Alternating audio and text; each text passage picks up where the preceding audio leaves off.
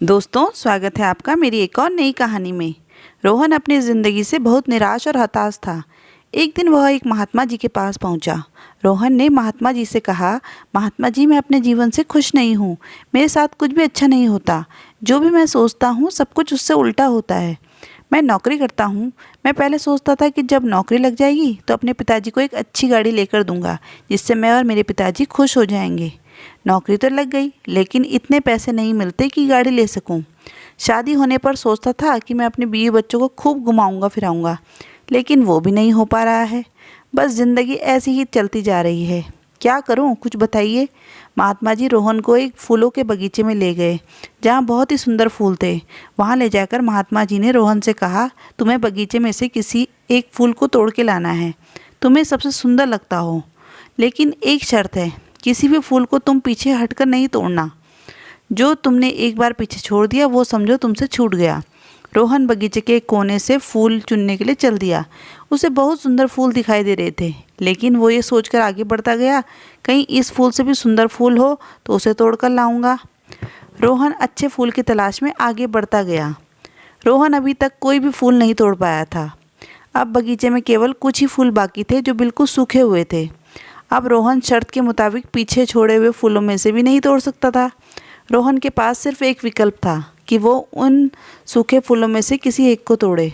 रोहन एक सूखा फूल तोड़कर महात्मा जी के पास पहुंचा और सूखा हुआ फूल दिखाया। महात्मा जी सूखा हुआ फूल देखकर कहने लगे कि बगीचे में इतने सुंदर फूल थे और तुम एक सूखा हुआ फूल तोड़कर लाए हो। रोहन बोला कि महात्मा जी, बगीचे में मुझे बहुत ही सुंदर फूल मिले, लेकिन और अच्छे फूल की चाह में वो सारे सुंदर फूल को मैं पीछे छोड़ता गया। फिर बाद में केवल सूखे हुए फूल ही थे, जिनमें से मैं एक फूल लेकर आ गया। महात्मा जी रोहन को समझाने लगे कि ये जो बगीचा है वो तुम्हारा जीवन है। जो सुंदर फूल हैं वो खुशियाँ हैं। इतने सुंदर फूलों से भरा हुआ है, लेकिन कुछ और बेहतर की चाह में तुम इतनी सुंदर जीवन को भी खुशी से नहीं जी पा रहे हो। तुम्हारे माता पिता को किसी अच्छी गाड़ी से वो खुशी नहीं मिल सकती जो तुम्हारे साथ बैठकर खाना खाने से मिल सकती है। अपने परिवार के साथ समय बिताओ, उनकी देखभाल करो। तुम खुद को और अपने परिवार को इतनी खुशी किसी भी चीज़ से नहीं दे सकते। इंसान हमेशा और अच्छे के लिए सोचता है। ऐसा सोचना अच्छा भी है, लेकिन और बेहतर की चाह में अपने वर्तमान में छोटी छोटी खुशियों को भी नहीं जी पाता है। हम ये सोचते रहते हैं कि एक ऐसा दिन आएगा जब मेरे पास धन होगा, अच्छा मकान होगा, गाड़ी होगी, लेकिन ऐसा कभी नहीं होता जो हमारे मन के मुताबिक हो।